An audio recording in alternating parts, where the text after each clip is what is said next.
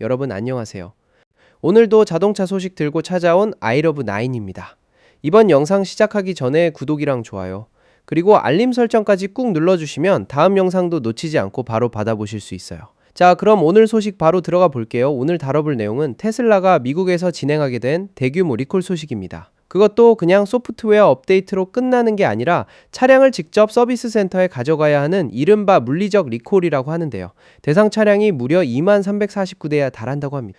숫자만 들으면 그냥 그런 거보다 하실 수 있는데 하나씩 뜯어보면 꽤 흥미로운 이야기들이 숨어 있어요. 먼저 이번 리콜이 왜 시작됐는지부터 짚어볼게요. 문제가 된 부분은 바로 전조등, 그러니까 헤드라이트입니다. 정확히는 로우빔, 그러니까 하향등의 밝기가 미국 연방 기준이 정한 상한선보다 더 밝게 나오는 게 문제였어요.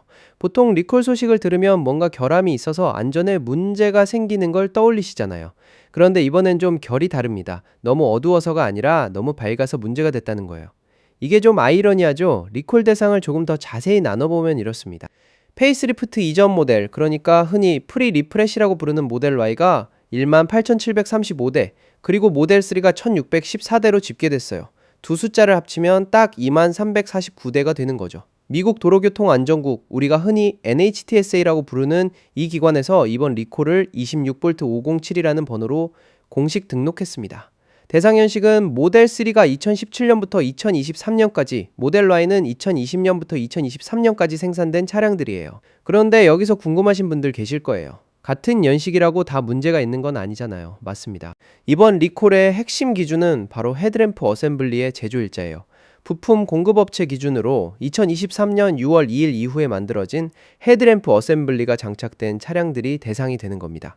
이게 신차로 출고될 때부터 달려 있었든 아니면 나중에 수리 과정에서 교체돼서 달렸든 상관없이 해당 시기 이후에 만들어진 부품이 붙어 있으면 리콜 대상에 들어간다는 뜻이에요. 그래서 테슬라는 이 부품을 어느 차량에 달았는지 확인하기 위해서 생산 기록이랑 서비스 기록을 전부 뒤져서 해당하는 차대 번호, 그러니까 BIN을 하나하나 찾아냈다고 합니다. 사실 이 방식이 좀 특이한 부분이에요. 보통 테슬라 리콜 뉴스를 보면 특정 결함이 있는 부품 자체를 콕 집어서 발표하고 그 부품이 달린 차량 대수를 세는 방식이 많았거든요. 그런데 이번엔 조금 다릅니다. 아예 문제가 되는 부품을 정확히 특정했다기보다는 규정을 지키기 위해 테슬라가 수리해야 할 것으로 예상하는 차량 대수를 제시한 형태라고 보시면 될 것 같아요. 뉘앙스가 미묘하게 다르죠. 그럼 실제로 밝기가 얼마나 문제였길래 이런 일이 벌어졌을까요? NHTSA 설명에 따르면 연방 기준으로 정해놓은 테스트 구역이 있는데 이 구역의 바깥쪽 위쪽 왼편과 위쪽 오른편 부분에서 로우빔 밝기가 허용치를 초과했다고 합니다. 쉽게 말하면 하향등인데도 시야 바깥쪽 위쪽으로 빛이 필요 이상으로 강하게 퍼져나갔다는 거예요. NHTSA는 이렇게 과도하게 밝은 로우빔이 테슬라 운전자 본인의 시야뿐 아니라 맞은편에서 오는 다른 운전자들의 시야까지 방해할 수 있다고 지적했어요. 그러면서 이게 결국 사고 위험을 높일 수 있다고 판단한 겁니다. 야간 운전 중에 맞은편 차 전조등이 너무 밝으면 순간적으로 눈이 부셔서 앞이 잘 안 보이는 경험 다들 한 번쯤 있으실 텐데요. 딱 그런 상황이 발생할 수 있다는 거죠. 그럼 이 헤드램프를 누가 만들었는지도 궁금하실 것 같아요. 이번 리콜 서류에는 문제가 된 헤드램프 어셈블리의 공급업체로 멕시코에 위치한 마렐리 오토모티브 라이팅이 명시되어 있습니다. 마렐리는 자동차 조명 부품을 만드는 업체로 잘 알려져 있는데 이번 사안에서는 이 업체가 만든 부품이 문제의 중심에 있었던 거예요.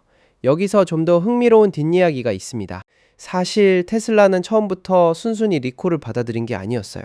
애초에 테슬라는 NHTSA 측에 이번 밝기 편차가 실질적으로 큰 문제가 아니라는 취지로, 그러니까 인컨시퀀셜이라는 표현을 써서 별다른 영향이 없는 사안으로 분류해달라고 요청했었습니다.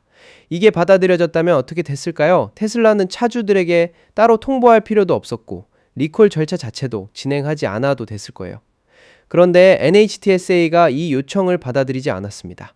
결국 정식으로 리콜을 발표하게 된 거죠. 이 부분이 개인적으로 이번 소식에서 가장 눈에 띄는 대목인 것 같아요. 제조사가 그냥 넘어가고 싶어 했던 사안을 규제기관이 제동을 건 셈이니까요. 참고로 처음에 나왔던 예상치는 지금과 조금 달랐습니다. 초기 추정으로는 약 19,900대 정도가 영향을 받을 것으로 봤는데 실제 정식 발표에서는 23,349대로 조금 더 늘어난 수치가 나왔어요.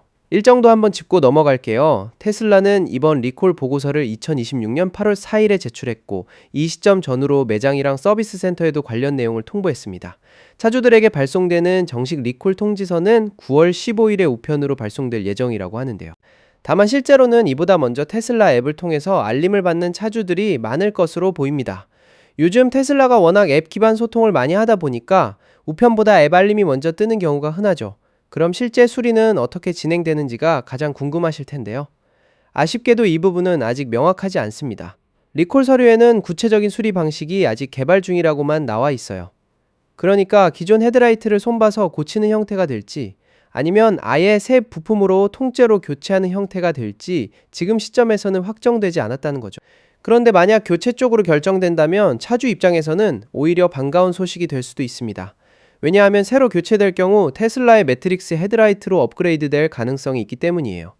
이 매트릭스 헤드라이트라는 게 야간 주행 시 조명 성능에서 눈에 띄게 차이가 나는 사양으로 알려져 있거든요. 그러니까 결함 때문에 시작된 리콜이 오히려 무상으로 상위 사양 헤드라이트를 받는 계기가 될 수도 있다는 겁니다. 이런 반전이라니 차주분들 입장에서는 나쁘지 않은 그림이죠. 다만 한 가지 분명히 해둘 부분이 있습니다. 이번 리콜은 소프트웨어 업데이트로 끝나는 사안이 아니라는 점이에요. 테슬라 리콜하면 흔히 무선으로 프로그램만 업데이트하면 끝나는 경우가 많았잖아요. 예를 들어서 타이어 공기압 감지 시스템, 그러니까 TPMS 관련 리콜 같은 경우에는 소프트웨어 업데이트만으로 70만 대가 넘는 차량 문제가 해결된 사례도 있었어요. 그런데 이번 헤드라이트 건은 성격이 다릅니다. 물리적으로 부품을 손봐야 하는 사안이기 때문에 차주가 직접 서비스 센터를 방문하거나 아니면 테슬라의 모바일 서비스를 이용해야 합니다. 앉은 자리에서 업데이트 한 번으로 끝나는 게 아니라는 점 꼭 기억해 두시면 좋을 것 같아요. 마지막으로 궁금해 하실 부분, 내 차가 이번 리콜 대상인지 어떻게 확인하냐는 건데요. 현재 시점에서는 아직 NHTSA 사이트에 구체적인 대상 차대번호 목록이 올라오지 않은 상태입니다. 다만 이 목록이 공개되고 나면 차주들이 직접 자기 차량이 해당되는지 조회해 볼 수 있게 될 예정이에요. 그러니까 지금 당장은 확인이 어렵더라도 조만간 명단이 뜨면 바로 체크해 보실 수 있다는 점 참고하시면 좋겠습니다. 정리해보면 이번 사안은 테슬라 모델 3와 모델 Y 소유주 가운데 특정 시기에 생산되거나 수리된 헤드램프를 장착한 차량들이 대상이고 밝기 초과라는 다소 이례적인 이유로 시작된 물리적 리콜이라는 점, 그리고 테슬라가 처음엔 회피하려 했지만 규제기관의 판단으로 정식 리콜까지 이어졌다는 흐름으로 요약할 수 있을 것 같아요. 오늘 준비한 테슬라 헤드라이트 리콜 소식 여기까지입니다. 내 차량에 해당되는지 궁금하신 분들은 목록 공개되는 대로 꼭 확인해 보시고요. 오늘 영상 유익하셨다면 구독과 좋아요 부탁드리고 다음 소식으로 또 찾아뵐게요. 감사합니다.